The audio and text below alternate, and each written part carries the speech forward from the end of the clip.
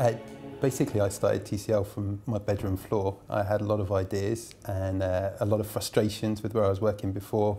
The company had just been taken over by a large company, Compact Computers, and it had started to go from an agile consultancy where everything was a lot of fun into one of those big corporate machines, which was kind of clunky and crunchy, and I didn't really like it.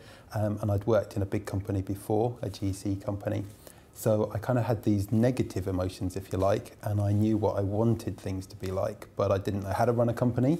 I had no experience of stuff like that. I didn't even know what VAT was. So I just kind of set up a consultancy-based business from my bedroom floor with my laptop. And so some of it was also the only child syndrome, which is I am an only child. I do like my own space. I don't like it when other people tell me what to do. So big companies don't really work for me. It was profitable from day one. It's a very rare business. We have been challenged along the way to remain profitable through the 11 years, but it was profitable day one. And that's mainly down to the teamwork between myself and Tony. And without a business partner like Tony, we wouldn't have carried on in that way. Starting up a business and running a company that's growing is incredibly challenging on all fronts, but particularly for me on the personal front. So we've done things like we've employed friends and family in the business, and then your whole relationship structure changes. You are an employer of people who are in your social circle, which is very weird.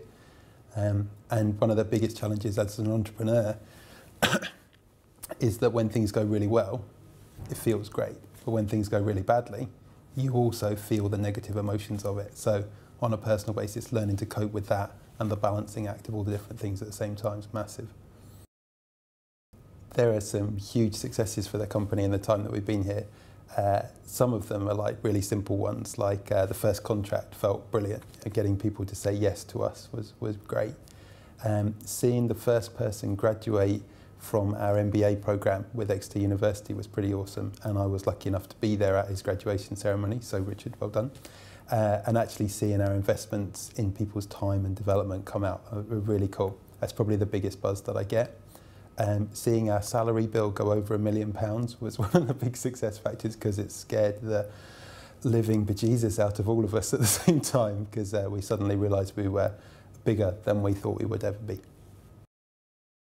We've got some really grand plans. We have a vision through to 2020 for what we expect to see the company achieve.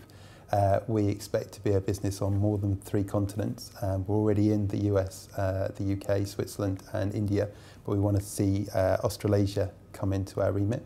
We expect to be over 300 people in size. We expect some really cool R&D stuff to be happening with 3 different universities around the world.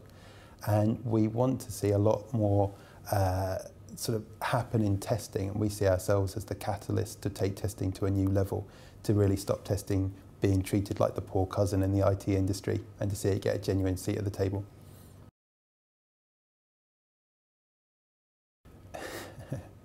Have unrelenting confidence in your idea and yourself, because you will be challenged along the way. And particularly when you start a business, start it in tune with your passions, because the energy levels you're going to need along the way, you really need to be passionate about what you're doing. It can't be, I've got a good idea that I think people will buy, but I don't really like it. It's got to be, I really want to do this. It's absolutely massive for me. And the other thing I would say is be true to yourself and to your values all the way through the business. Some of the worst decisions we've made have been where we've compromised our values, sometimes with hiring decisions, sometimes with customers we've engaged with, or decisions we've made about money. And if you don't feel good about your business and you don't feel it's a reflection of you, I don't think you can really, as an entrepreneur, hold your head up and carry on. So that'd be my biggest pieces of advice, I think.